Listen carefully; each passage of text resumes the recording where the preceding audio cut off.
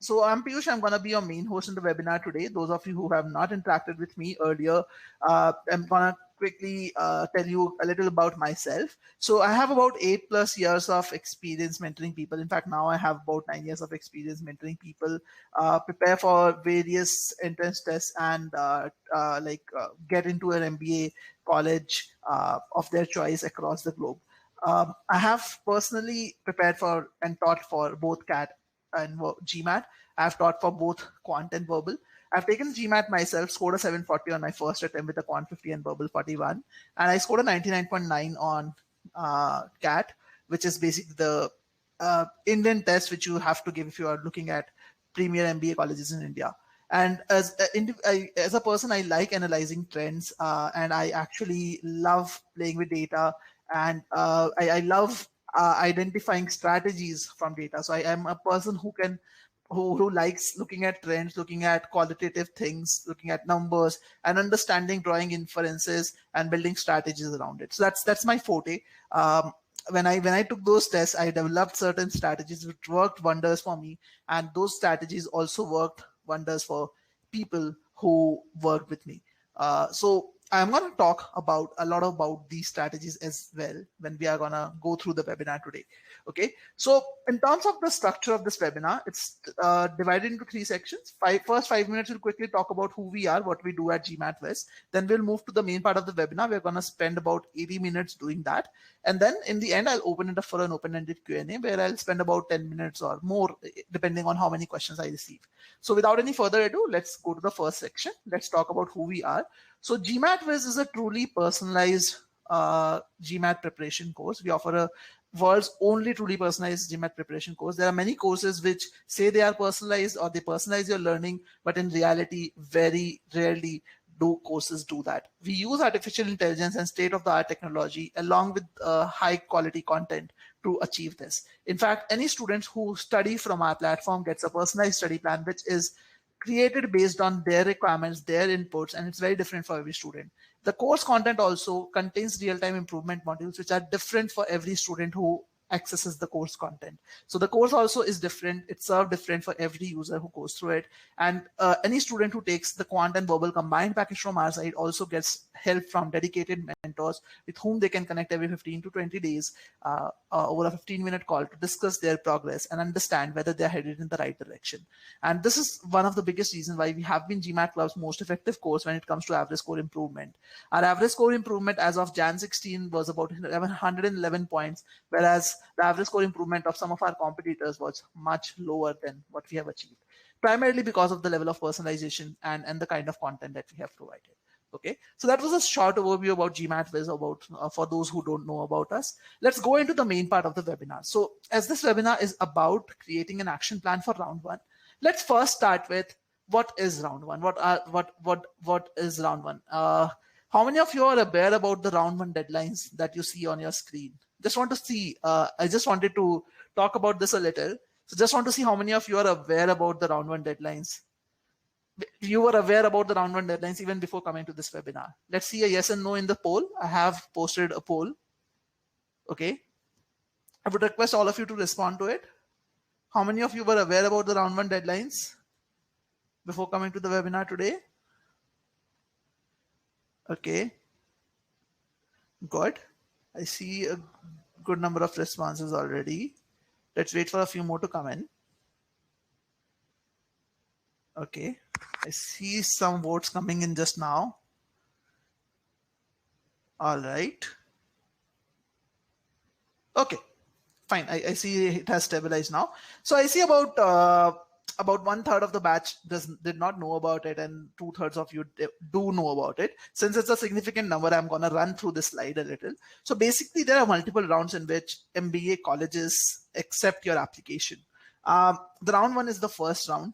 For Indian colleges, especially the IIMs, the round one deadlines are generally in August, mid to August end. Most of them will have it in August end approximately. And they have a round two, which is in October mid. The last deadline is round three, which is in January. So if you're looking at IIMs, that's the earliest that you have to apply for. The good thing about IIMs is the application is straightforward. They generally have one single essay that you have to submit.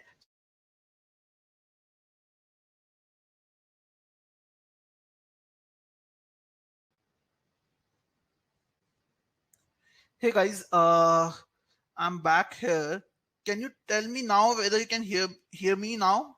Can you guys hear me now? There was an internet issue at my end. So sorry for this. Can you guys hear me now? Is my voice audible to you now? Please select a yes in the poll if you are able to hear me now. Okay, guys. Again, there was a internet fluctuation. Basically, there was a power cut and my Wi-Fi has shut down. So I'm using my um, mobile network as of now, and I might have to switch to my uh, Wi-Fi in a little while. But is my voice clear? As in, there's a lag or something? Is there a uh, break in my voice? If there's something, please let me know in the chat, because I'll switch over to my Wi-Fi, but that will again disconnect me for a minute about. Okay, no worries. So what I will actually get to this slide itself. So in general, IIMs in India have the earliest deadline. August mid to end is when the IIMs have their deadlines. Good. So I'm happy that my voice is clear. So I'm going to stay with this and then maybe switch over to the Wi-Fi in the meantime later on. So round two deadlines of IIMs are in October. But the good thing about IIMs is that their applications are generally simple. They require one single essay, which is generally the statement of purpose. So it is not that difficult to work on the application. So even if you take the GMAT in July end, that will work. See, why am I discussing this is very simple, that when do you take the GMAT for round one is also an important question that many people ask me. So it actually depends on which colleges you're applying to. If you're looking at ISB, the application deadline is generally in September mid or September third week. And in general, ISB has been very open to giving an extension of 1 month easily for the application as well. So for the GMAT score. So you need to submit your applications by the deadline, which is September mid, but you can probably even submit your GMAT score up to 1 month after the application deadline is over. So you can technically submit your GMAT score even in October mid. You have to take permission from them, prior permission from them when you are submitting your application. Even before that, you have to write to the ADCOM and you can take permission from them. And the next deadline is in January mid. Okay. Now, let me ask another question, guys. How many of you were aware that ISB allows the extension of the deadline? How many of you, extension of the GMAT scores, let's say submission of GMAT scores of 1 month. How many of you are aware of this? That ISB allows you to submit your GMAT scores 1 month later also, but you have to submit your applications on time. Okay. Again, there would be some people who are not from India who are not targeting ISB, so you can stay, like you can choose not to vote for this poll. That's fine. But I just want to make sure that other people are aware, because I have a decent number of Indian students over here. Okay. Okay. Good. So I see about 1/3 of you are aware of it, 2/3 of you are not aware of it. Again, this is very critical information. As I said, why am I discussing this? I'm discussing this because I want you guys to understand when can you take the GMAT. So if you're looking at ISB as your primary college, you can even take the GMAT in another round in October mid. Again, that is one possibility that you have to look at. US and Canadian schools generally have their applications in September mid to October mid. Regarding extension of submission of GMAT scores, again, GMAT, US schools do allow it on a case-to-case basis. It's not like ISB, they do allow it, but some schools do, some schools don't, and it also depends on the case that is there. So you have to speak to them. So you cannot be really sure about that. So if you're targeting US and Canadian schools, the applications also are pretty lengthy. You have multiple essays, multiple things to take care of. So if you're looking at US and Canadian schools, you should target your GMAT by July end or maximum August mid. August mid only if you are clear about your goals and everything around why you want to do an MBA. But if you're not clear about that, if you have not done your research on MBA, why MBA and other things, then July end is when you should be ready with your applications, like with your GMAT score, if you're looking at US and Canadian schools. In fact, pretty much even for European schools, the similar storyline is there. But the good thing with Europe is generally, again, I'm talking about general cases. I'm not saying with every college this is true, But in general, most of the European schools will have another deadline, round 2, or let's call it pre-round 2, whatever you want to call it, in October and to November as well. So you will, if you miss that, you have another deadline coming up soon. But in case of US and ISB, the next deadline is in January, and generally there is a gap. This gap is 3 to 4 months, which is a huge gap. So round 1, if you're looking at that, it makes sense for you to take it in July end. Okay, Mohini has a question. If I take GMAT now and apply for 2-3 years, after 2-3 years to US EU schools, does a older score puts me in disadvantageous position? No, Mohini, there's nothing like that. Many people ask me this question, but trust me, GMAT scores are valid for 5 years. Schools accept it for 5 years. There's no disadvantage of an old GMAT score, to be honest. Okay, so another question which comes to me is that what is the difference between applying to round 1 and round 2? So technically, again, statistically, acceptance rates are pretty much similar. A little bit better in round 1 definitely than round 2. So the chances of getting accepted are slightly higher, I would say. But what is definitely much different is that in round 1, your chances of getting a scholarship are much higher. Okay. The two reasons behind it. Number one, the school has the complete fund of scholarship available for that year, so they can be a little more generous around that time. And the second reason is that schools also know that if they have selected a good candidate in round 1 without a scholarship, that same guy can apply to another college which is competing with them in round 2. And if the other college offers them a scholarship, they'll probably go over there. Or maybe they can apply to a better college than theirs and get in round 2. But if they sweeten the deal by giving a scholarship, the chances of them getting a good candidate increases significantly. So basically, there are multiple reasons why the number of scholarships given or the amount of scholarship given is much higher in round 1.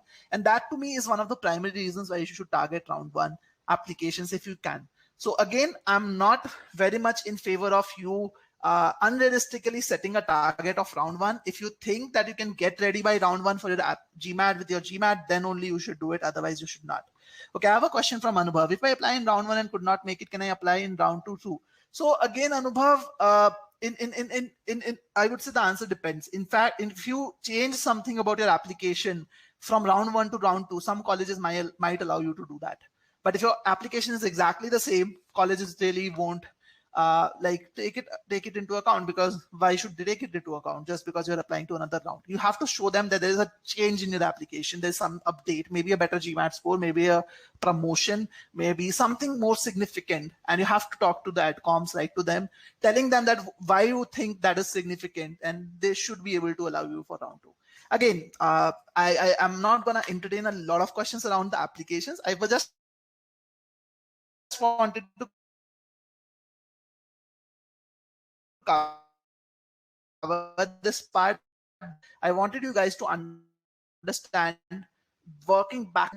We have a webinar planned next weekend, actually, where we are actually covering the Ivy League admit. A guy from MIT Sloan, Tarun Walia, he's gonna connect with us. He's gonna take us through what does it take to get into an Ivy League program. So if you guys have not registered for it yet, let me quickly get you the link for this webinar, and you guys can attend this webinar. This webinar is on 2nd of May, and it is at 7 p.m. IST, 1:30 p.m. GMT. So I'm just sending the link on the top of the screen, link to register for Ivy League. Let me just type it out. So in this webinar, we will help you understand about the application processes in depth.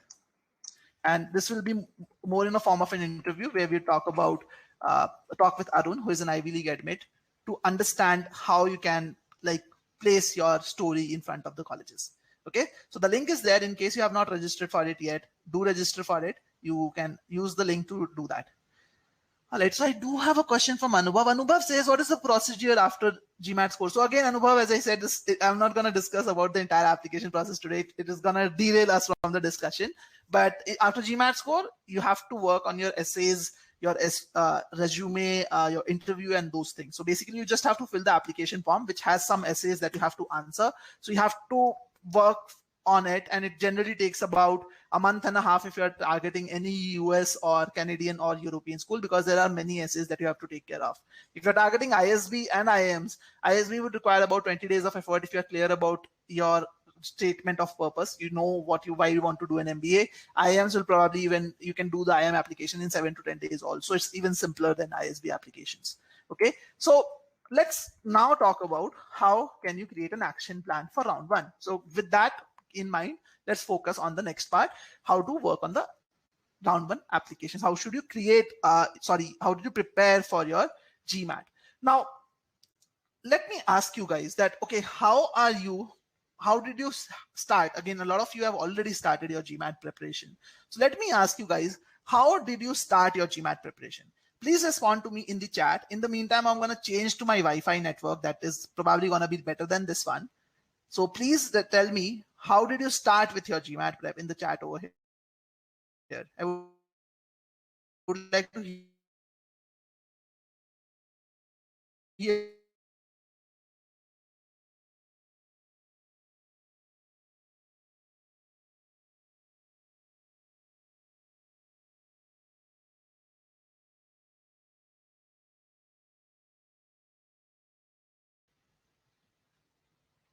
Yes, guys, I'm here. Don't worry. Just changed my Wi-Fi network. So tell me, how did you start with your GMAT prep? Okay, I have some responses coming in now. So I see Ishan says the OG. Abhinav says I started the OG. Okay. Vishnu says solving problems from GMAT official. Okay. Rohan says started with foundation building. Okay, that's good, Rohan. What about other people? How did you guys start with your GMAT prep? Started with learning basics is what Rashmi did. Good. What about others? Just want to see what you guys have been doing for your GMAT preparation.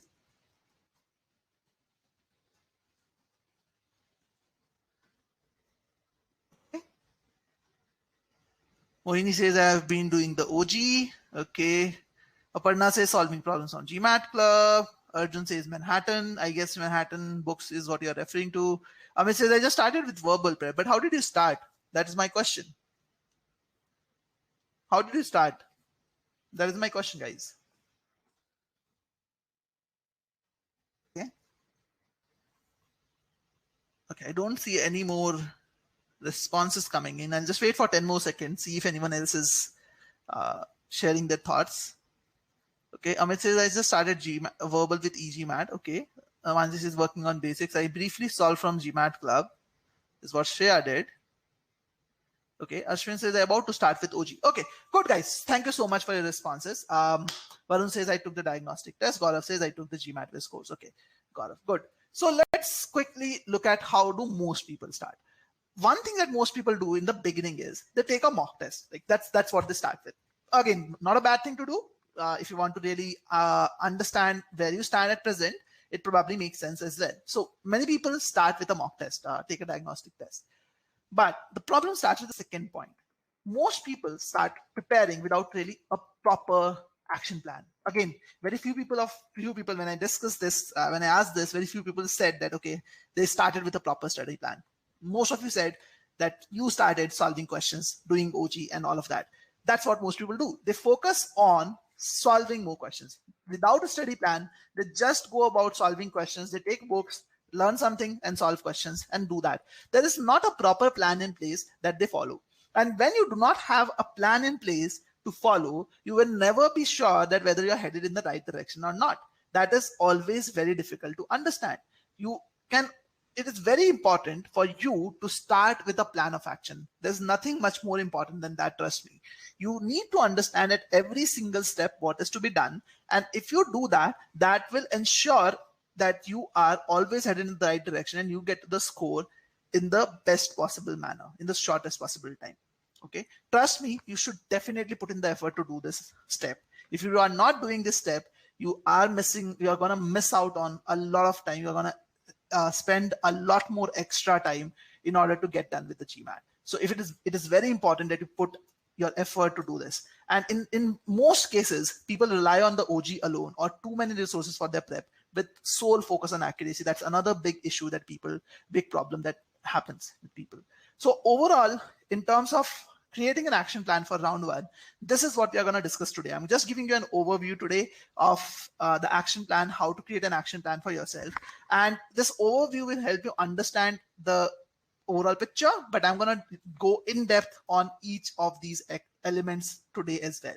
So first thing is planning. Many people do not understand the goal, the importance of planning. I already talked about it. So first thing that you need to do is plan things well. Break down your target score into quant and verbal targets. Understand what it takes to actually get there. We'll talk about this in depth. Once you have planned, a good part of the chunk is done. In terms of you are definitely on the right track, but you have to then start executing on the plan. If you're not executing on the plan, it's just as good as not planning it. Okay, so it's very important that you execute on the plan as well in the right manner. All right, then the next thing which is important is assessing yourself and making sure that you are fine-tuning and learning and always on the right track. You have to assess whether you're headed in the right direction or not. And if you find that you're not headed in the right direction, there are some weak areas, you need to optimize those weak areas. So in simple terms, this is how you should plan your prep. Let's go into the depth of each of these steps. So we'll talk about planning first, then we'll move over to the other areas. So if you have identified your target score, it is also very important that you identify your sectional targets, because many people do not have clarity about what their sectional target should be. They know that, okay, they have to score a 730 or 740 on the GMAT, but how much do they need to score individually in quant and verbal? Many people don't even know about that. So let me help you understand how you should identify your target scores. So there are two cases which are possible over here. First case is you could be someone who is good in one of the two sections. When I say a section, I mean quant or verbal. So you could be good in one of the two sections, as in much better in one of the two sections. If that is the case, you should maximize your score in your strong section. So if you're good in quant, do not think that, okay, I should bring verbal to the same level. Again, you can do that, but it is always better to maximize your quant score and then meet your target score based on whatever deficit is left, cover that deficit through verbal. That's the approach to go about. If you're equally good in both sections, you're not better at any one of them, you should then try to balance the target. You should not try to maximize it in one area and keep it low on the other area. You will actually perform better by balancing the target. So let's take an example to understand what I mean by this. So let's say your target score is 720. Okay, so in case one, if you are in first scenario where you're good in one section, then what you should do is, for example, if you're good in quant, your target score should be quant 50 and verbal 38. However, if you're good in verbal, your target score should be verbal 43 and quant 46. So you're trying to maximize your verbal score. Again, beyond 43, achieving that in verbal becomes very, very difficult. So I've kind of kept it at that level. Obviously, you can even target a 44 and all, but more realistically, up to getting to a 43 is still possible for people who are good at it, much better at it than quant. So 46 and 43 respectively for quant and verbal should be your target. If you're equally good in both areas, in that case, your target score in quant and verbal should be 48 and 40 respectively. Okay. Now, having said this, now let's break it down. Now let's break down the sectional targets into a plan of action. Let's understand what is the right plan of action. In order for that, we need to understand 3 phases of learning should exist in your prep. The first phase is your learning phase. At this learning phase, it's not just basic learning, guys. It's about learning all the concepts as well as the methods required to apply those concepts on GMAT styled questions. So you have to do both these things together. In fact, if you do your prep properly, if you plan for your prep properly, the learning phase is about 70% of the time that you spend. Should take about 70% of the time that you spend. In reality, if you really plan your prep well, this is how it will work. But many people do not plan the learning phase properly. And because of that, they end up consuming a lot more time in the later phases. In fact, the learning phase is where actually in reality, learning phase is still 70% for them, but it does not happen right at the beginning. They do a little bit of learning, and then that learning phase is staggered over a bigger period of time. It gets mixed with the other phases, and the overall time increases by 2 to 3 times easily. So if you do your learning phase properly, you will get done with the 70% of your effort right then and there, and you will actually reach to your target really fast. In learning phase, focus on concepts and method. Second phase is fine-tuning phase, where you focus on your weak areas. Okay, your weak areas could be topic specific, your weak areas could be related to timing also, your weak areas could be anything. So in the second phase, you focus on your timing, you focus on your weak areas, you basically fine-tune and get test ready. About 20% of your effort should go on this fine-tuning phase. In the first phase, you are just ensuring that you are building a very, very strong foundation. You understand all the concepts and the methods. Learning wise, you are sorted. You're just now focusing on fine tuning that particular thing. Okay, it's like if you remember in the old days, if you have ever used a radio back in the 90s or early 2000s, when you had to actually literally tune it to a particular frequency, even if it does not match the exact frequency even by a little margin, you'll see that blur in the audio. So that's the kind of fine tuning I'm talking about. You're almost there. It's just that a little bit of fine tuning is needed. So that's kind of the thing that I'm talking about over here. So if you understand that, learning phase is gonna be the most critical part of your prep, and we're gonna focus a lot on the learning phase today. In the last phase, you'll be actually focusing on the mocks, and this is where you understand what is the right test taking strategy for you. Okay, over here you focus on the right test taking strategy and pacing strategy, nothing else. Weak areas, everything should have been covered by the time you come to the mock phase. This should not take more than 10% of your time. What people do is they mix all three phases when they are doing the learning, and that's why the learning is not good.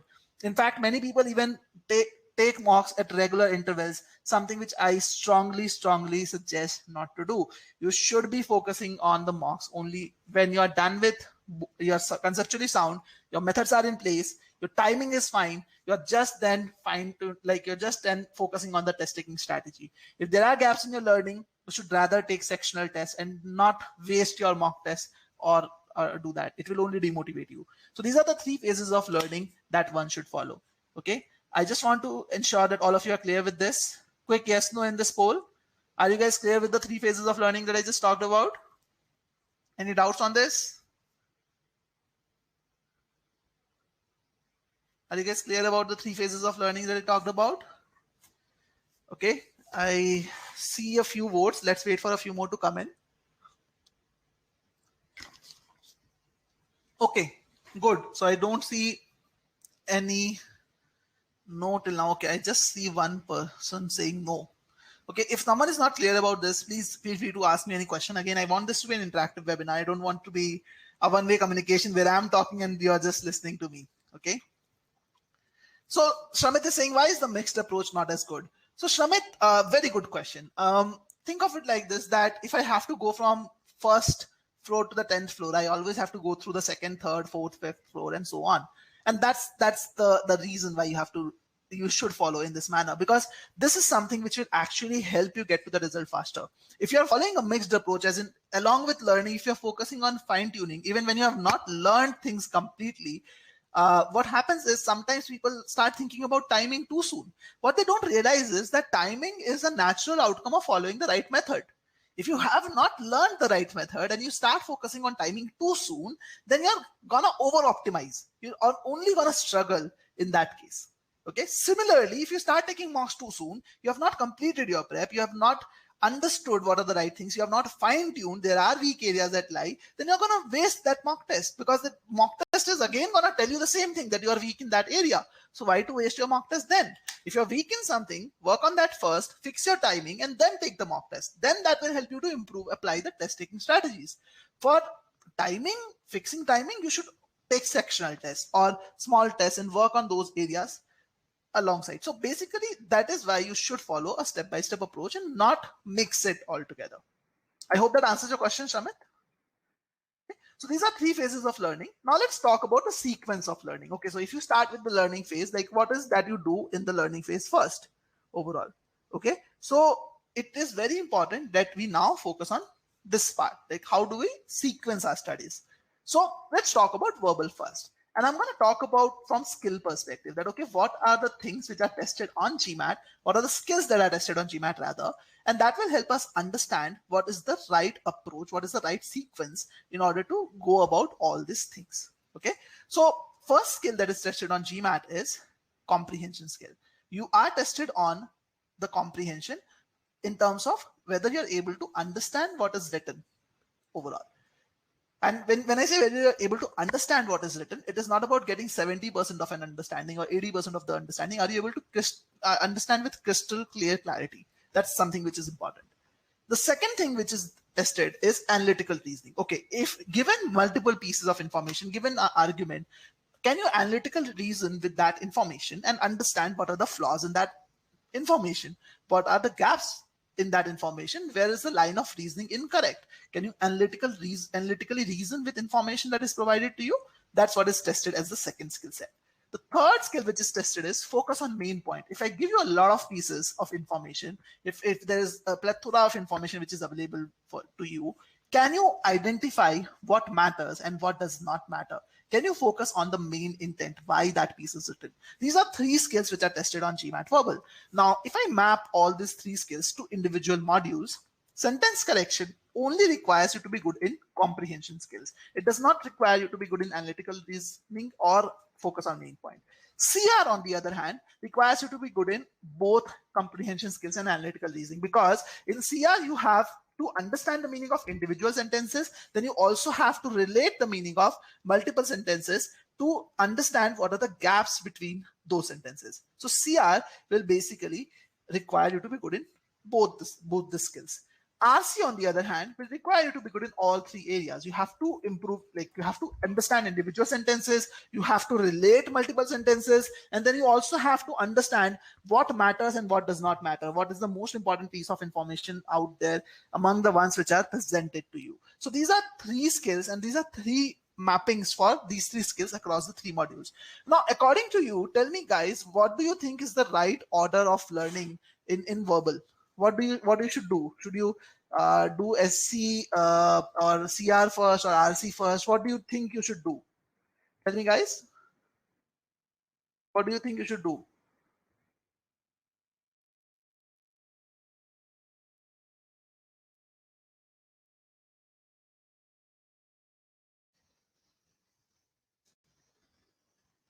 Okay, Vishnu, I'm happy that you found a great point. But can you tell me what is the right sequence according to you now, given that this is how the things map out? Sequence I'm talking about. Okay, Ashwin is saying RC first, Ishan says RC first, Rashmi says SC first, and Upra says SC.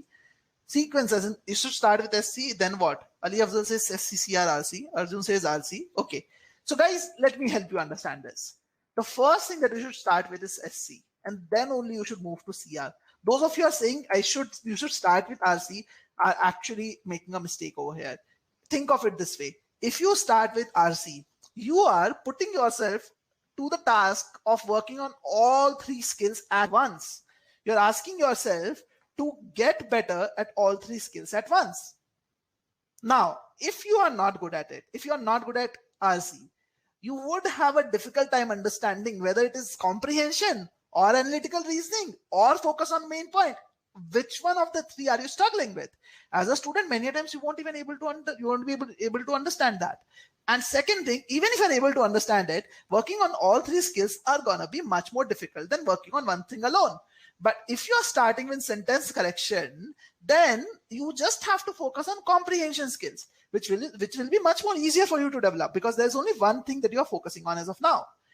Now, when you move to critical reasoning after this, then what happens is you're able to now just focus on analytical reasoning.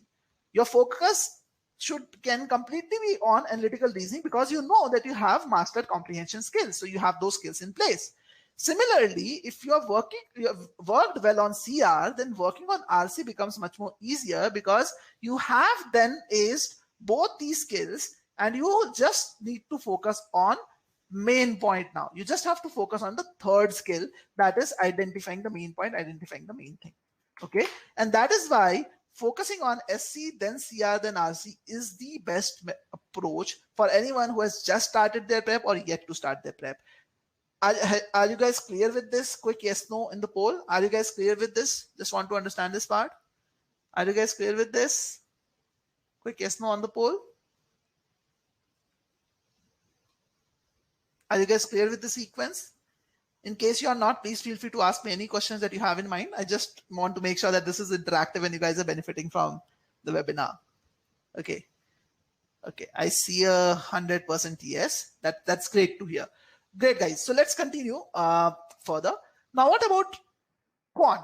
Okay, now in quant, again, this why am I talking about it? Because the thing is, many people don't even understand, don't even structure the prep in an organized manner. And if you don't prepare in an organized manner, you end up taking obviously extra time, and you're not able to get there as well sometimes. So it is very important you understand all of it.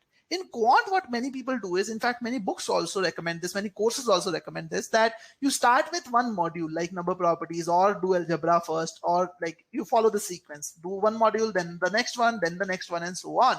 But what we need to understand in quant is it does not work in this way in quant, because things are very related in quant. For example, can you imagine prime factorizing things and dealing with power if you don't know anything about exponents? You cannot do that. You cannot work on prime factorizing if you have no idea about how exponents work or what are the rules related to exponents. You will always struggle with that.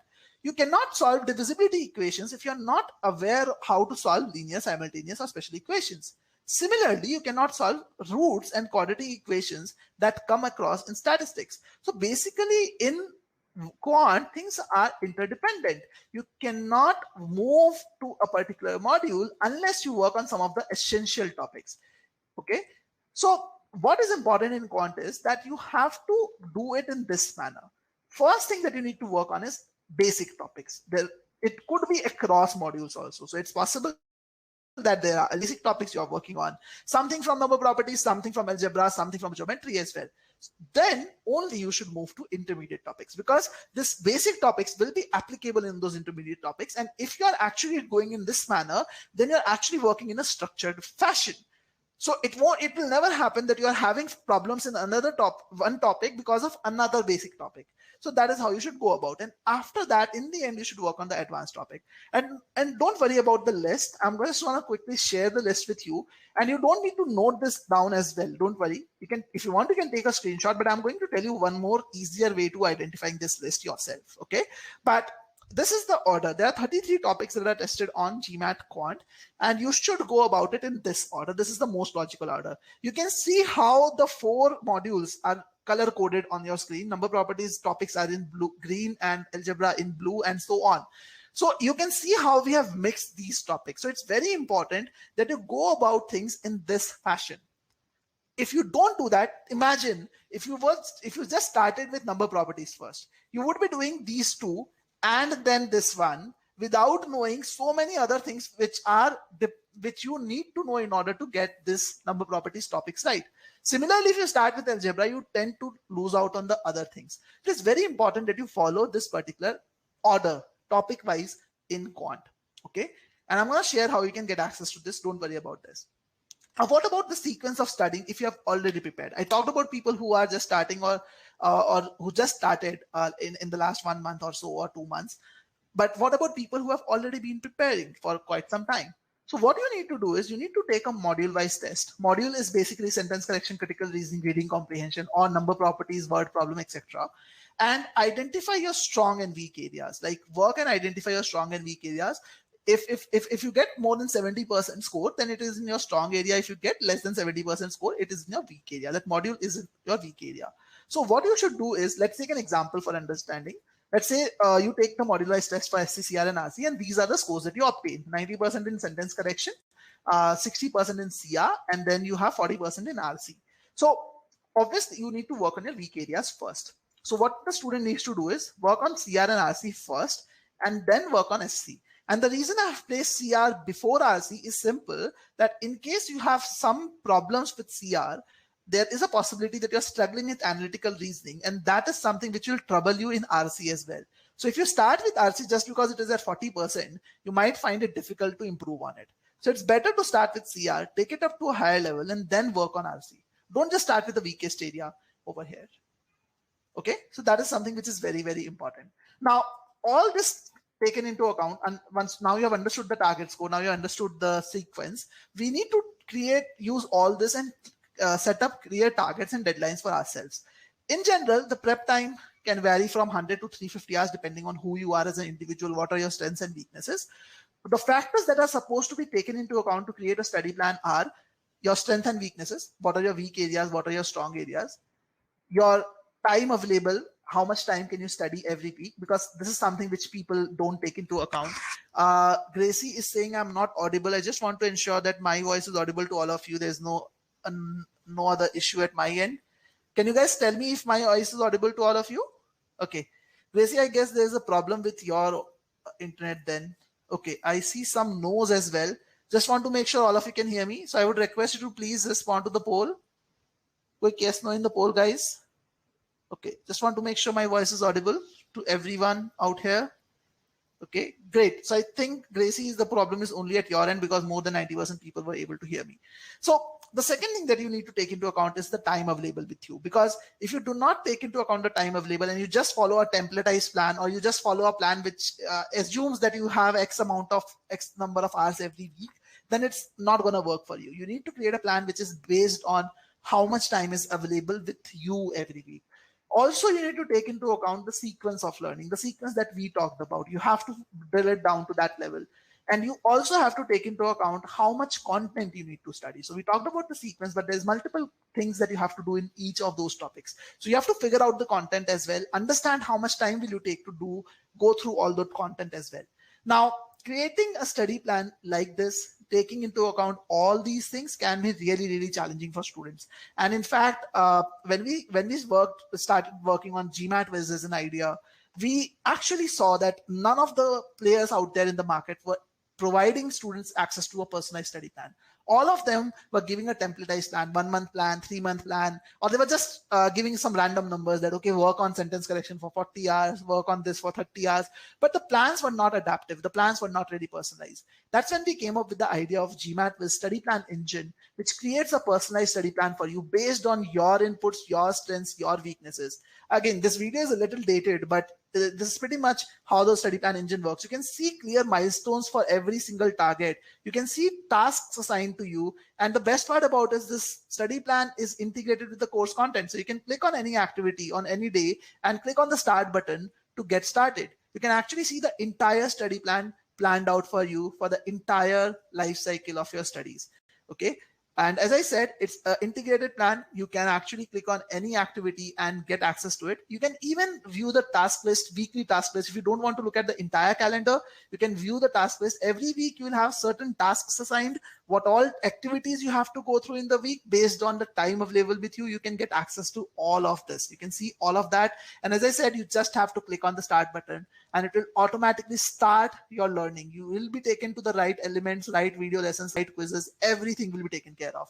And this plan is not a static plan. This is an adaptive plan. Every week when you log in for the next time, it takes into account how much progress you have made. It takes into account, it asks you to input how much time is available with you in that week, because we understand as working professionals, you might have more or less time in the subsequent weeks. So every week you can input these details and a fresh plan of action for that week, and the further process will be created for you. Okay, so this is a study plan, AI-driven study plan engine that we have created. So in case you want to create a personalized study plan for yourself, you can use this link, which I'm going to share right now in the chat, to create a personalized study plan for yourself. This study plan feature is free of charge. Even a free trial user can get access to the study plan from the things that I showed. If you want to access the content under the study plan, you can only have, in the free trial, you can only have access to about 10% of the content. If you want access to 100% of the content, then you can upgrade your account and you can do that. But the study plan is completely personalized, completely free of charge for you. Okay, so in case you're struggling to identify a study plan for yourself, you can do this. And if you're a retaker on GMAT, and if you want to do a fast track improvement, much more fast track, like you want to get done with your GMAT in about 1 or 2 months, you can actually discuss it directly on a call with me. I will help you to personalize your study plan. I've just shared the link to schedule the call, so you can get in touch with me to discuss that directly. Okay, so study plan is taken care of. So if you have a goal, but you do not really plan it properly, then your goal is just a wish. It is not really a goal. If you really want to achieve your goal, it is very important that you start with the right planning. Okay, so make sure that you do the study plan, create a study plan for yourself, and then stick to the study plan, because just having the study plan is not going to work. Okay, Aparna, I'm really sorry if my voice is breaking. I'm not sure my signal strength is supposed to be really good. again, I have no control over it now. If there's internet issue, then I cannot really do anything. My signal strength seems to be good, so please check at your end also if the problem is at your end once. Okay, so let's now move to the second phase, execution. Let's see how you should execute. Now, with respect to execution, I would actually like to clarify certain myths. Many people have certain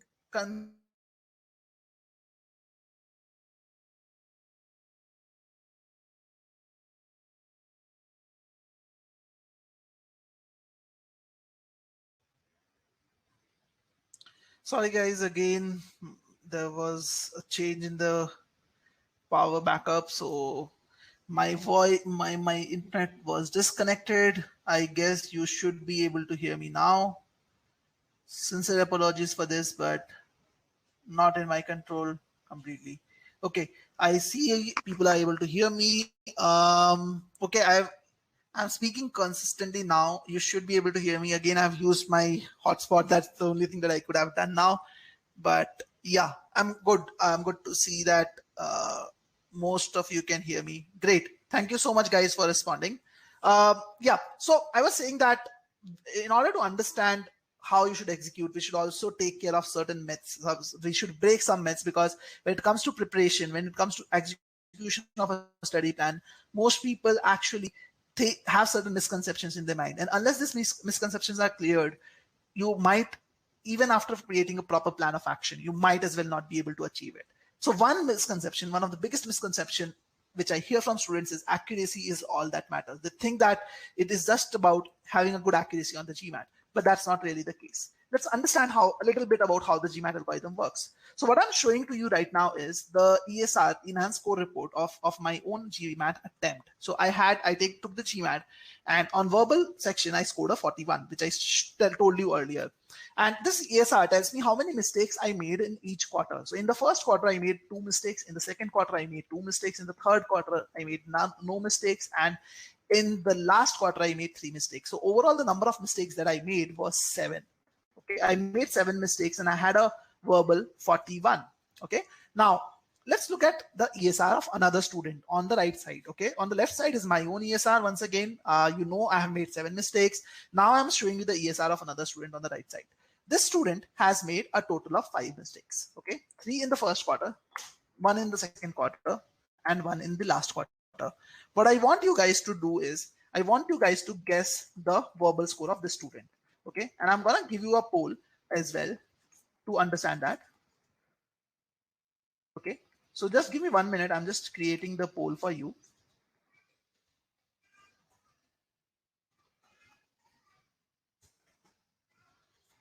Just give me, you can think about the answer.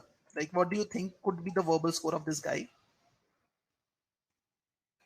Okay, think about the answer.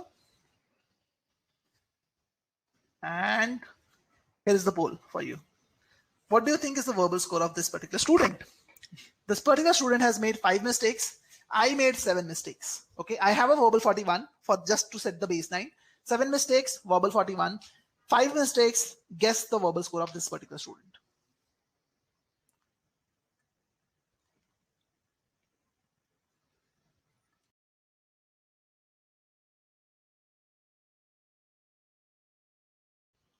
All right, I see some votes coming in still. I'll wait for a few more votes to come in. Okay. All right. Interesting results. And these are actual snapshots from the ESRs. Okay. I'm going to end the poll now. I see votes have stabilized. So about quarter of you think, about 26% of you think that should be more than 41, obviously. 42 to 44 is the range in which you think the score should be. A good number of you think, about 20% of you think that it should be around 40, 41, around the same score line. The maximum number of people think it should be about between 37 to 39. Okay, Amit Kumar says since in the beginning he has made more mistakes, I believe he would have gotten easier questions in the later quarters. Very good point, Amit. 13% of you think that it should be verbal 33 to 36, and only 13% of you are correct. The actual verbal score of this student was 34. Okay, just a 34. Tell me how many of you are thinking now that GMAT is so unfair. How is this even possible? One person is making 7 mistakes. You're giving that person a verbal 41, and another person has just made 5 mistakes, and you are giving her a verbal 34. How many of you think that GMAT is being unfair over here? How many of you think that? How many of you think that GMAT is being unfair or harsh over here? Let's see some responses from you. Okay. Okay. I see some responses, but I want all of you to respond to this. How many of you thinking this, that GMAT is unfair or harsh? In this case, 7 mistakes, you're giving a verbal 41, 5 mistakes, you're giving a verbal 34. And to those who are not able to understand the difference between a 34 and 41, if you're not aware of how the scoring works, the difference is 93 percentile versus 71 percentile. It can be a difference of about 40 to 50 points in your overall score. Okay, this difference could be this huge as well. Okay, so I see a good number of votes already. I see about 2/3 of you think it is harsh. 1/3 of you don't think it is harsh, don't think it is unfair. I'm glad to know that 1/3 of you think it is not unfair. Because GMAT is the most standardized test. It is one of the most advanced algorithm to judge your capability, to be very honest. Okay, I'll take your question, Amit, in the meantime, but let's understand why this happened. Let's understand the entire process. So see, if you look at the average difficulty level, see, it's not just about the accuracy that you're looking at over here. The performance in GMAT is just based on which difficulty level of the questions that you're getting right or wrong. If you look at this student, the one who got a verbal 34, she actually got the first 3 questions incorrect. She even I had a discussion with her when she was done with the test. She said that in the beginning she was not able to focus a lot, and she got most likely the first 3 questions incorrect. They were all SC questions, and she was not good at sentence correction at that particular point of time. And you can see that because of the reason why the reason that she got those 3 questions incorrect in the very beginning, but they were of medium difficulty level, the algorithm thought that she does not have the capability of getting the medium questions right. So since it is an adaptive algorithm, the difficulty level dropped to easy medium questions, much lower level. Okay, and now she got this question right, but she showed the algorithm that she has the capability of getting easy medium questions right, not the medium questions correct. And that's what hurted her. The difficulty level went up in the second quarter, but it only reached till the level where it started. Even it did not even reach the level where it started. It was a little level before it, below it. And the algorithm did not ever give her the hard questions. So the thing is, the algorithm tests you on the accuracy, on the level of difficulty of the questions that you get right or wrong.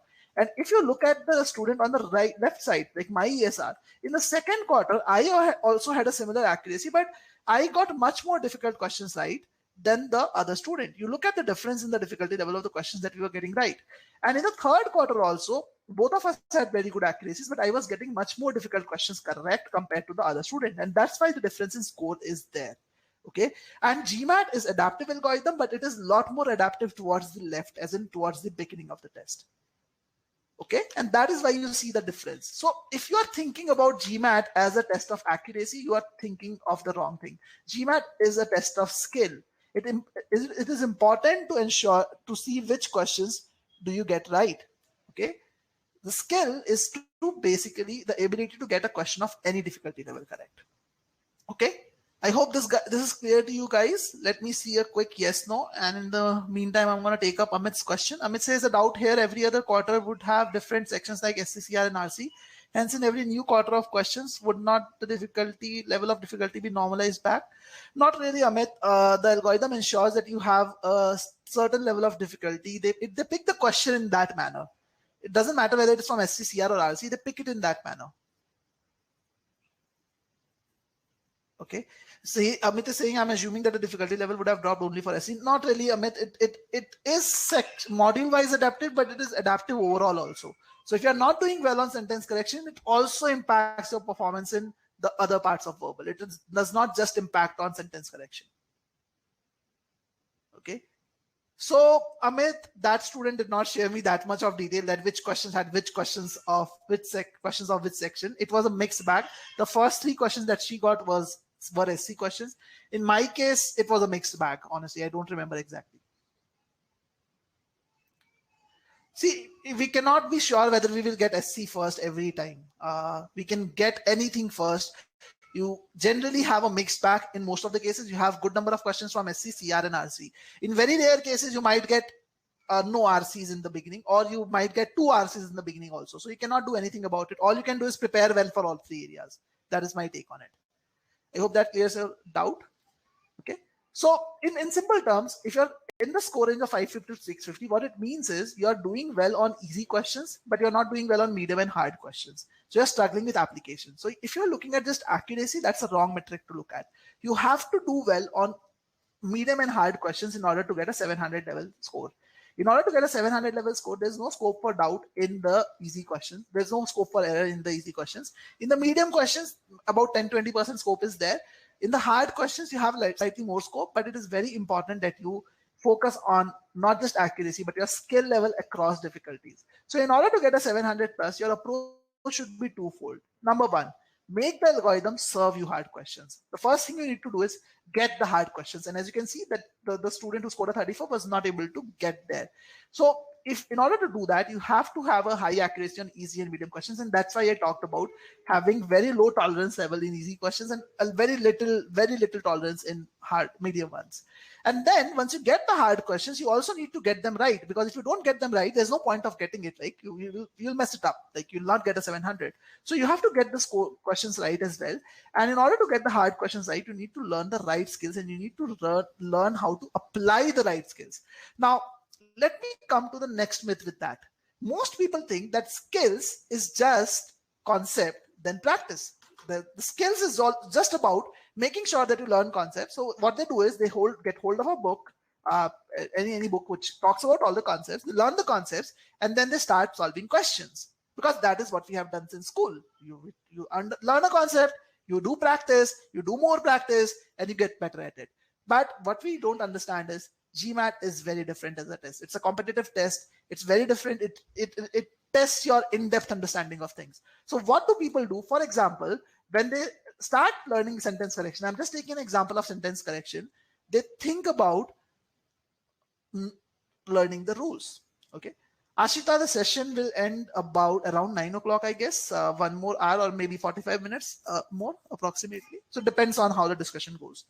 So the typical learning curve for SC is that they will focus on learning the rules, because they think SC is just about grammar.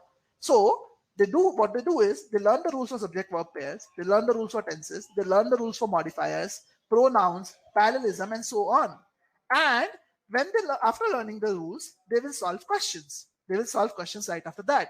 Now, the thing that happens over here is when they do this, they have a decent score on individual questions. They get decent score on individual questions, which are focused on these areas that they do right after the practice of learning these topics. But they get the 700 level questions wrong. Okay. Does this happen with you, or has this happened with you? Tell me quickly over here in the poll. Does this happen with you, or has this happened with you earlier? Do let me know over here in the poll. Does this happen with you, or has this happened with you earlier? Okay. I see some responses from people. Would wait for a few more to come in. Okay. So I see that almost all of you have faced this. Almost all of you have gone through this, faced the situation. So again, why is this happening? What you need to understand is when you're learning all these rules, there is no focus on a common learning thread. You are focusing on individual concepts. What you are not focusing on is how do you apply these concepts in a logical, in a methodical manner. If you don't apply the things in a methodical manner, what happens is you are searching for all the rules at once in one single sentence. And it's humanly impossible to do that under 2 minutes. And I have done this myself as a student. I've faced this problem myself as a student, and that's why I'm able to tell you. Now, why does this happen? This happens because even the most popular teachers or most popular coaching classes focus on teaching shortcuts right away. They will probably teach you splits approach for solving sentence correction questions. They'll probably ask you to skim through the passages in RC to save time. They'll probably even tell you to jump to statements right away in data sufficiency questions without analyzing the question stem.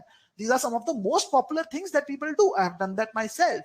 Okay, and these actually interfere with the way you are learning how to solve questions, because if you don't learn a methodical approach, then you will never ever get a consistent accuracy. Your scores will always fluctuate. You'll never be confident. Okay, now I'm sure some of you might be able to relate to it, some of you may not be able to relate to it. So here is a question to bring across my, I'm gonna ask you to solve over here. I'm giving you about 2 minutes to answer this question. Okay, and then I'm going to solve this question with you and the right method and why the right method is important. Okay, so I'm going to bring up the poll. No need to post your responses in the chat. I'm going to bring up the poll in a short while. You have about 2 minutes now.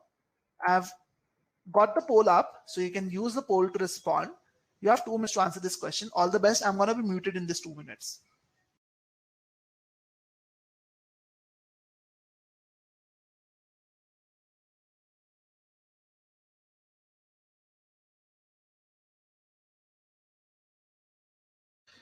All right, guys. So I have already given more than a couple of minutes for you to solve this question. I'm going to end this poll in next 10 seconds. So if you have not responded to the poll yet, you can do so now.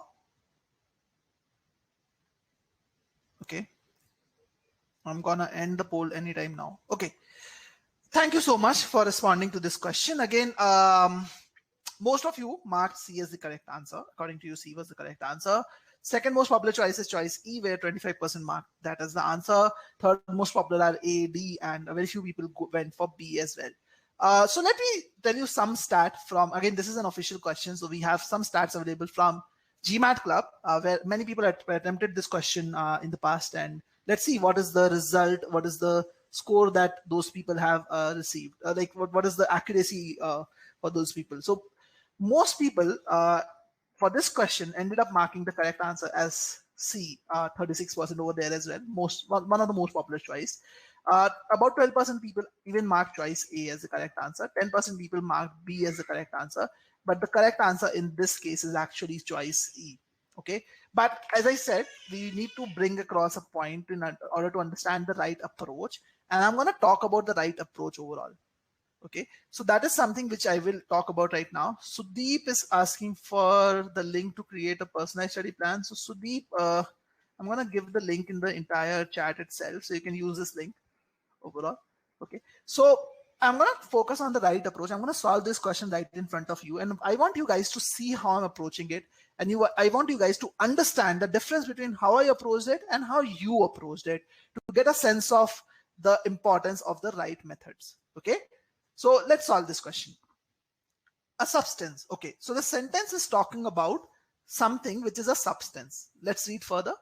Derived from the Madagascar periwinkle. Okay, so whenever I see the word derived, which is a past form of a verb, I'll try and understand whether it is a verb or not.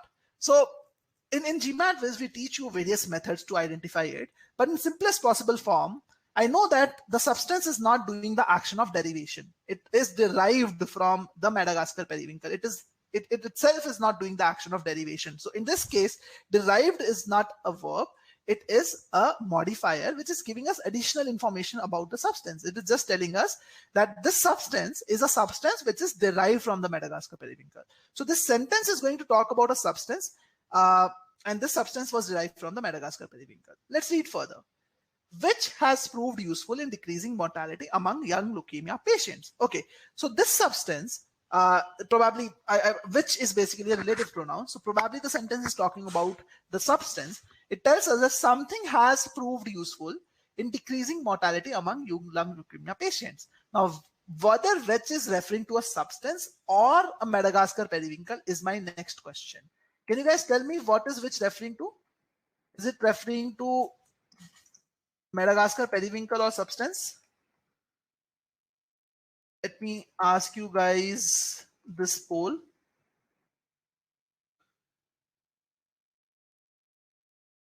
I'm just going to give you the poll, guys.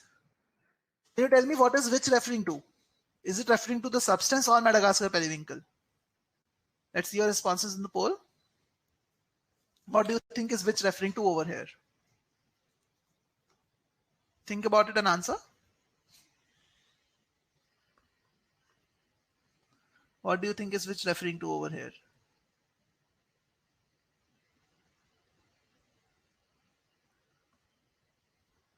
Okay.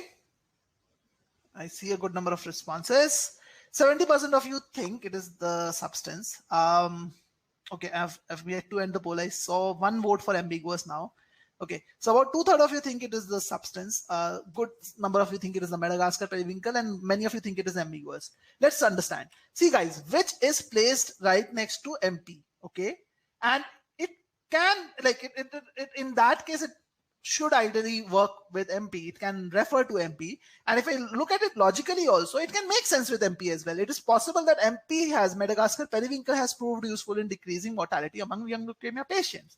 But the way the sentence is constructed, it is trying to talk about substance. It is probably, it could also mean that the substance has proved useful. The substance that is derived from Madagascar periwinkle has proved useful.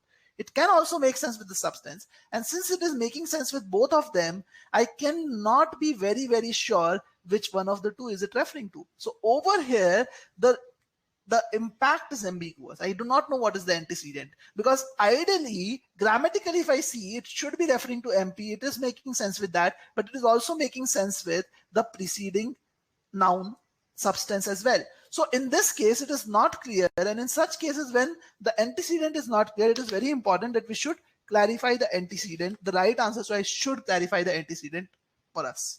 Okay.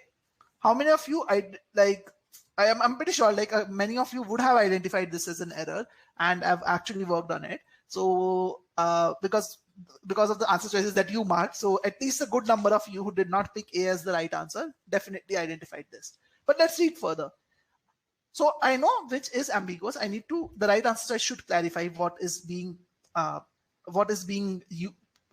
proved useful in decreasing mortality. Let's read further. Is cultivated in China. Now, what is cultivated in China? Understand it. This is a verb form. This is the subject, clearly. So this is a subject-verb pair. Okay. So ideally, the sentence is trying to tell us that a substance is cultivated in China. But tell me one thing, guys, tell me one thing. Can a substance be cultivated? Can a substance be cultivated? Think about it and tell me. Can a substance be cultivated, guys?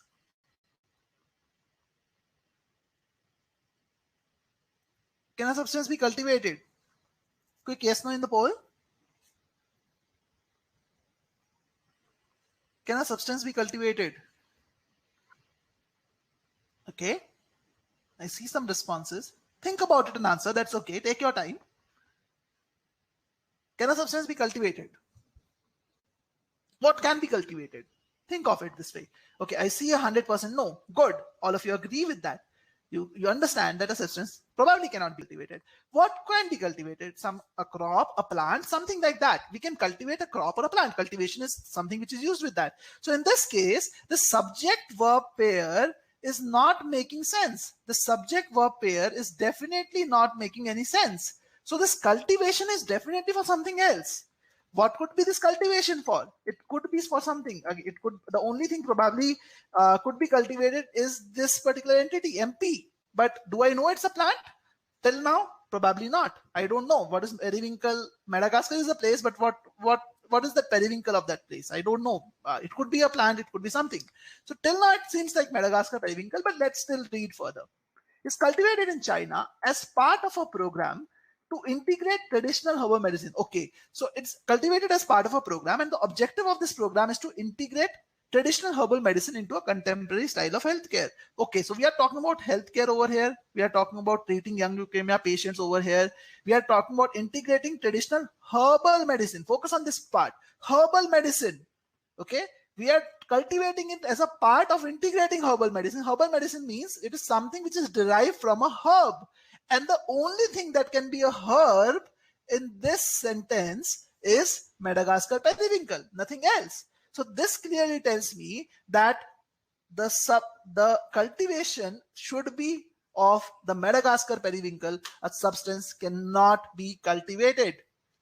So tell me guys, how many of you identified this error when you were solving this question on your own? How many of you identified that it should be the Madagascar periwinkle that should be cultivated, not a substance? How many of you identified this yourself when you were solving the question yourself?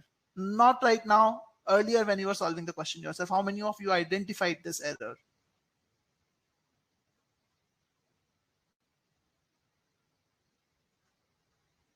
Okay, let's see a few more votes. Again, guys, I want it to be interactive, and this is one of the ways which we can interact in. So just want to ensure that all of you are with me and I'm able to understand the problems that you're facing. Okay. So I see a decent number of votes. Okay. Ending the poll now. So I think 30% of you identified it, 70% of you did not identify it. And that's why a good number of you got it wrong. Because it is important for you to understand this part as well, that a substance cannot be cultivated. Now, I was able to identify it. So you have seen how I'm approaching it as of now, till now, how I approached it. So what is the difference that you see between how you approached it and how I approached it? What is the difference that you see, guys? Can you tell me in the chat over here? What is the difference that you found between how you approach this question and how I approach this question? Can you tell me in the chat over here?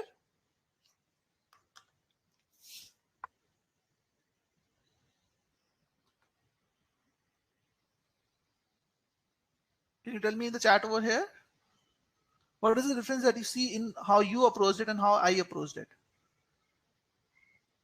I know some of you might be typing, so I'll wait for the responses to come in.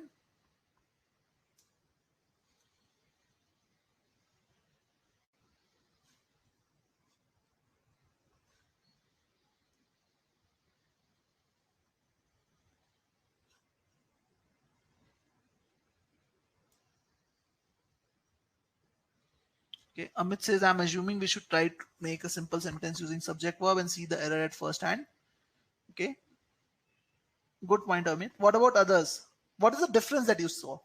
Salil says, you probably understood the meaning of the sentence first before actually attempting to pick the correct choice. Good point, Salil. Aparna says, I focus on the grammatical part instead of combination of both grammar and logical meaning. Okay. What did others find as the difference? I want to see a few more responses before moving on, just to ensure that you guys have understood the difference as well. Okay, Shikha says, I simply focus on logical interpretation and got it correct. Great, great, Shikha. So happy to know that. Amit says, if we make a simple sentence, a substance is cultivated in China, can make us spot one of the error. Good. But it's important, you probably don't know every time where the error is. So it's important to identify a method which works for every question. See guys, the biggest difference over here is that when most people solve sentence correction questions, they try to focus on the option choices. They read the option choices too soon. They try to look at the differences in the option choices. They do vertical scanning, and then the moment they do it, they start focusing on the grammar rules rather than focusing on the logical aspect of the sentence. And what is very, very important is you read the sentence in this manner so that you are able to identify the logical meaning as well. And the moment you identify the logical meaning, you can easily eliminate, you can easily understand the errors. You can easily even understand what is the right thing. For example, right now, I know that the choice that I'm looking for should clarify two things for me. Number one, what is which referring to? It should clarify what is which referring to. And the second thing, it should tell me that Madagascar periwinkle is cultivated and substance is not cultivated. That is something which I'm looking at. Now, with that understanding in place, if I actually go to the option choices, I can clearly see that this is talking about a derivative.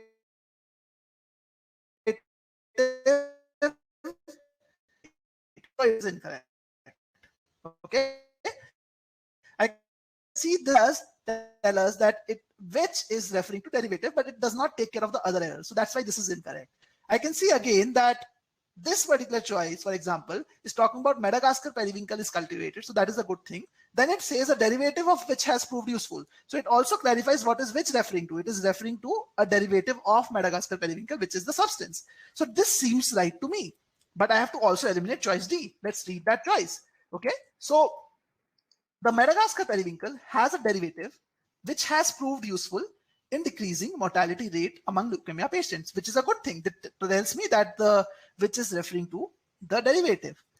Okay, that is cultivated in China. What is this that referring to? That's a big question mark.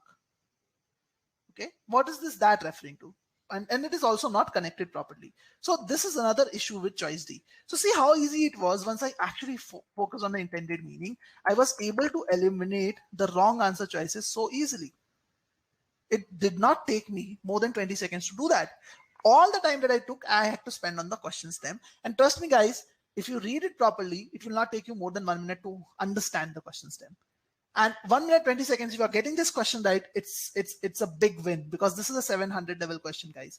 In a 700 level question, if you are able to spend and get it right in 1.5 minutes, that's a big win, in my opinion.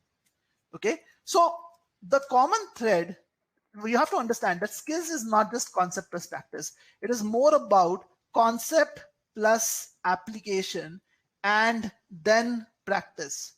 That is something that you have to understand.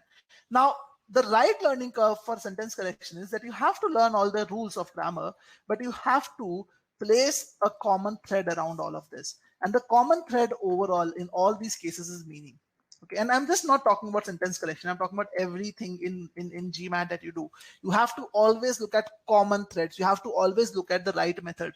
When you look at the common thread, you start focusing on the meaning. You start focusing on learning how to understand the meaning. That is when you will see yourself improving your performance. And not just for sentence correction, for every topic. So when you are starting with sentence correction, first thing that you need to do is master the meaning-based approach first. And this is a snapshot from our course for sentence correction. You can see over here that the entire unit 1, which is about approximately 8 hours of content, is dedicated to help you understand the intended meaning of the sentence. We start with this particular thing first. We believe in the application itself first. And it is not just enough to know the meaning, understand how to understand the intended meaning. You also need to learn all the grammar rules which are there from a meaning standpoint. Because if you understand the rules only from a rule standpoint, the moment you start thinking about the meaning, you'll not be able to identify the errors. But if you know the grammar rules also from a meaning standpoint, you'll be able to identify the errors automatically as you think about the meaning. And that is why from unit 2 onwards, we teach you the grammar rules from a meaning standpoint properly. Okay. And as I said, the same thing has to be followed for every area. Even for RC, for example, even before getting into individual question types, you should understand how to read a passage. Okay, what is important is how to read a passage is very critical for you to understand. We have 9 hours of content just dedicated to teaching you that. And trust me, guys, when I was preparing for my attempt, no one told me that it is important for you to learn first how to read the things. All of them probably assume that, okay, I will read it in the way, it has to be read in that way. But I did not know how to read it. I started skimming things. And that did not help at all. Okay. So this is something which you have to understand very clearly, guys. Okay. So learn the right methods. Learn the right methods for all areas. And I'm just sharing the right methods on your screen. You should be focusing on all these methodologies for every single topic overall. Okay. So you should try and learn the right methods for every topic as you go ahead with them. Because if you're not learning the right methods, you're not gonna build the right skills overall. And if you really want to work on the round 1 applications and you want to learn all these right methods, we have launched a crash course today itself.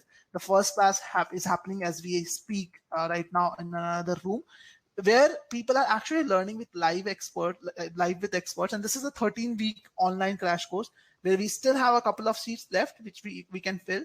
And you will learn live from experts. And this is a hybrid learning model where on the weekdays, you'll be learning through our online course. And on the weekends, you'll be joining classes live with experts in a small batch of 20 students. You can attend this live course if you want. This is a unique course that we have offered. You have access to 100+ hours of video lectures and 4,000+ practice questions in this. So if you want to check out the crash course, you can use this link to do so yourself. Okay. So let's move forward. Another big issue. So don't think that, okay, learning the method is just about knowing the method. Learning the method is also about mastering the method. what most people do is they will think, okay, Piyush has told me, okay, I have to focus on meaning. I'll try focusing on meaning and practice questions and take mock tests, then that will help me. But what is important is you should be understanding how to analyze the solutions. In most cases, what people do is they only review the solution when they get a question wrong. And even in that case, they only spend time on option analysis. They do not spend time on looking at the question stem analysis. And that's why even after doing tons and tons of questions, there is very, very less improvement that happens. Very less improvement that happens in reality. Okay, so it is very important that you focus on understanding how to analyze the solutions. See, in simple terms, this is something we have talked about. So let's talk about how to analyze the solutions. So whenever you solve a question, if let's say you spend 2 or 3 minutes on solving the question, you should spend at least 5 to 6 minutes on reviewing the solution. That is a very, very important step. You should not underestimate the importance of this step. It's a very critical step in your learning curve. You should focus on understanding, matching the analysis with the method that you followed. So first thing you need to do is you should have access to solutions that follow a consistent and a logical method. It's very, very important. If you're focusing on learning the meaning-based approach and you're using solutions, you're accessing solutions which do not provide you the meaning-based approach related analysis, it is just giving you just the option analysis, probably you'll never be able to understand what is the error that you made. So first thing which is important is understand the difference between the have access to solutions which use the meaning-based approach. The second thing that you need to do is verify each question irrespective of whether you get it right. And when you are verifying each question, about 80% of your time should be spent on the question stem analysis. Do not jump to the option choices directly. That's a very bad thing to do. And when you are doing the question stem analysis, note down the variance in your approach vis-a-vis the right approach. See what you did when you were solving the question and what you should have done while solving the question. Okay. Are these steps clear to you guys? Are these steps clear to you? Quick yes, no. Are these steps clear to you? Quick yes, no over here.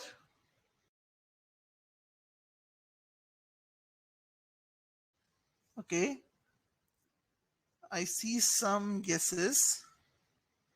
Let's wait for a few more votes. Great, guys. So happy. This is one of the biggest learnings, trust me. I never used to do that when I was struggling, and that was one of the biggest reasons I struggled.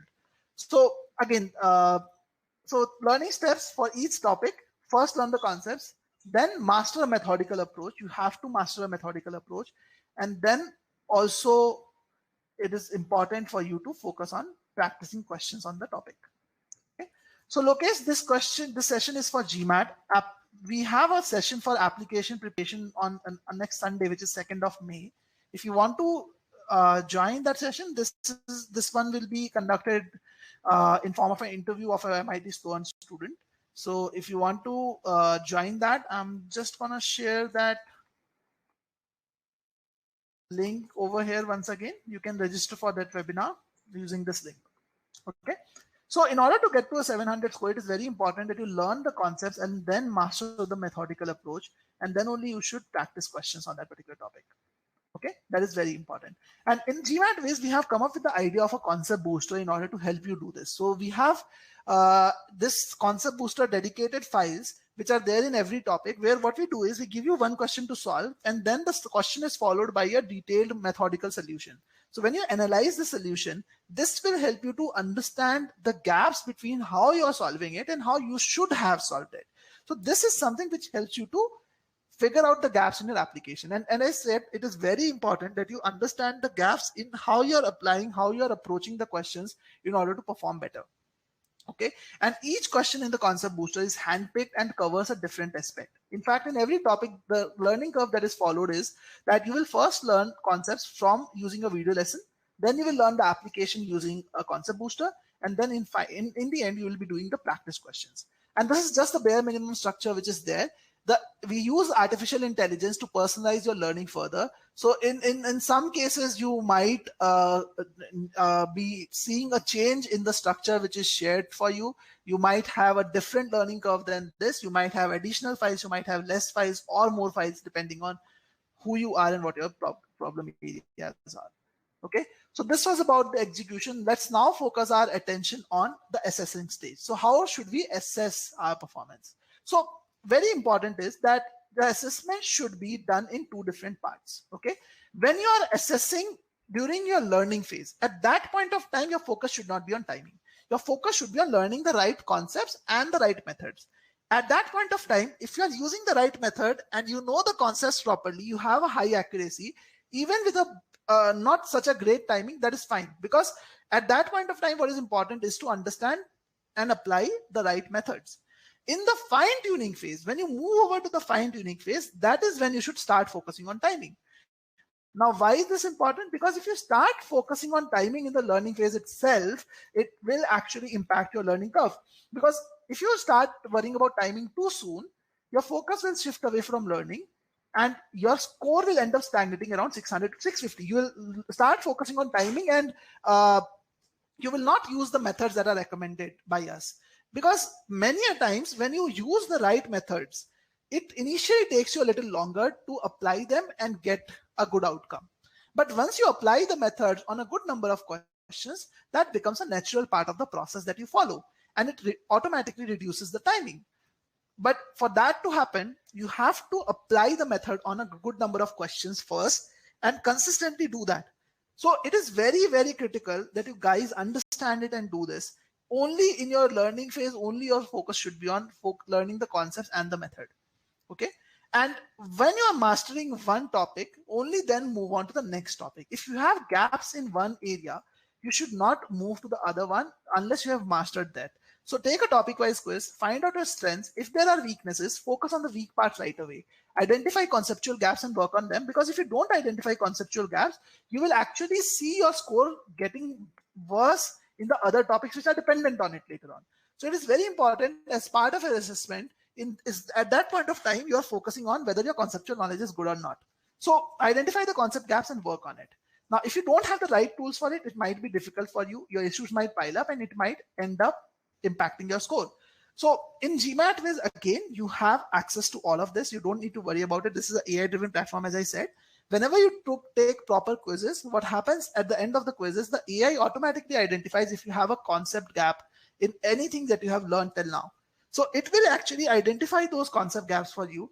It will analyze the strengths and weaknesses, and it will add certain additional modules so that you can work on those concept gaps right away. So you can see these are some additional modules which are added for this particular student so that this student can work on his concept gaps and get it rectified. So you can click on accepting this personalization, and this activities will be added to your course right away.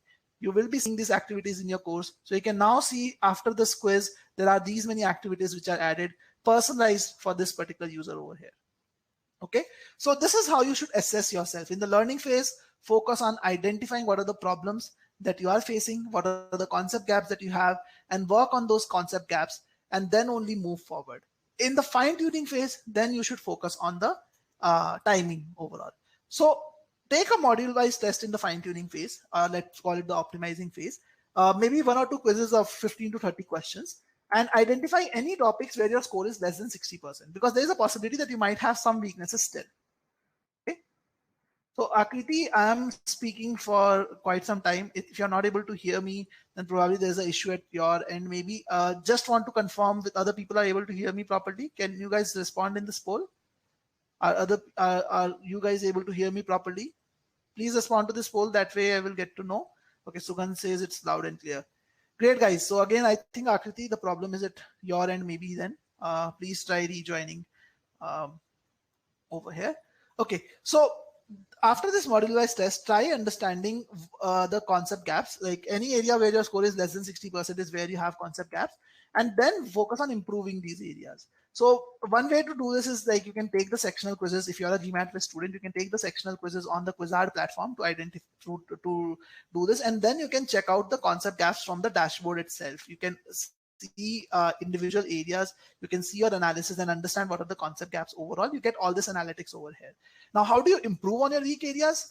In order to improve on your weak areas, you need to first revise the concepts. So go back to the course or whatever resource you have used, revise the concepts, and then again solve and review the questions. Because if you have conceptual gaps, then it is important for you to revise the concepts to get that idea clear in mind first.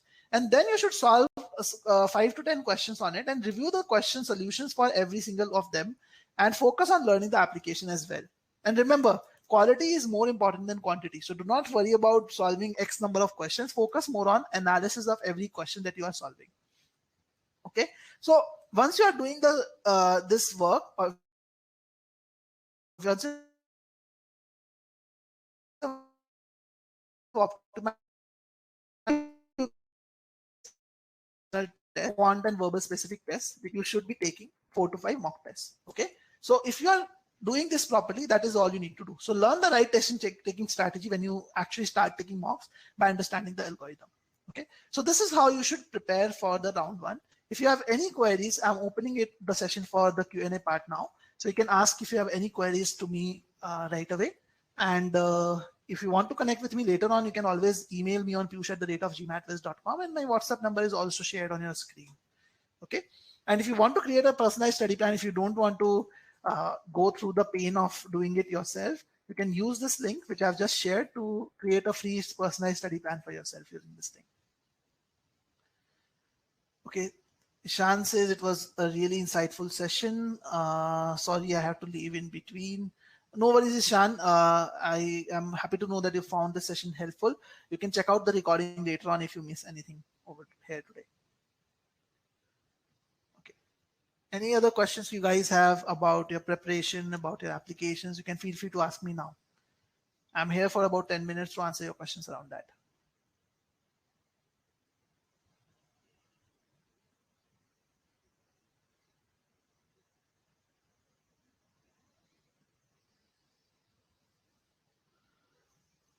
Thank you, Shreya. I'm happy to know that you also found the session helpful. Shikha, you will get the recording link in your email. Basically, if you register for this webinar, you'll automatically get the recording email later on, or you can even check on our YouTube channel. The recording should be uploaded by Tuesday maximum. I'm gonna give you the link of my YouTube channel. Just give me 1 second.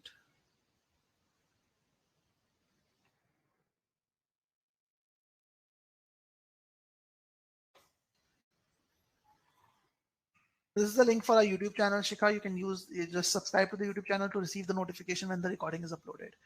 So Amit, we have a crash course for 3 months only. In this crash course, we are covering everything in content verbal. Don't have a 1 month crash course, honestly, is not even possible in my opinion. So 1 month is like, in fact, even if you are just speaking verbal, it might take a little longer to improve. So in case you want to discuss your case with me, you can schedule a call with me to discuss. We'll see whether you can actually improve in 1 month or not. So this is the link to crash course. In case you want to enroll, you can still do that. We have a couple of seats available in the crash course still. So you can join this using this link. Okay. Thank you, Arjun. Happy to know that it was helpful. If anyone else has any questions, you can feel free to ask me. I'm here for a couple of minutes more because right now I don't see any questions from anyone else.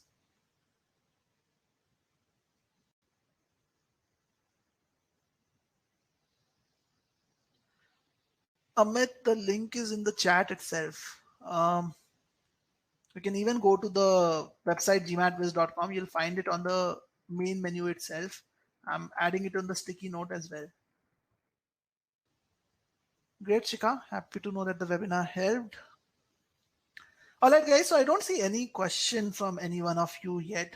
So I'm going to redirect you to the crash course page because I think some of you want to know about the crash course in depth.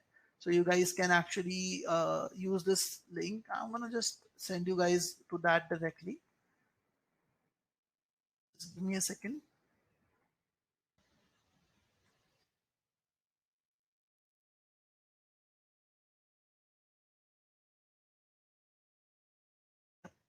All the best, guys, for your prep. Thank you so much. And it was great interacting with you.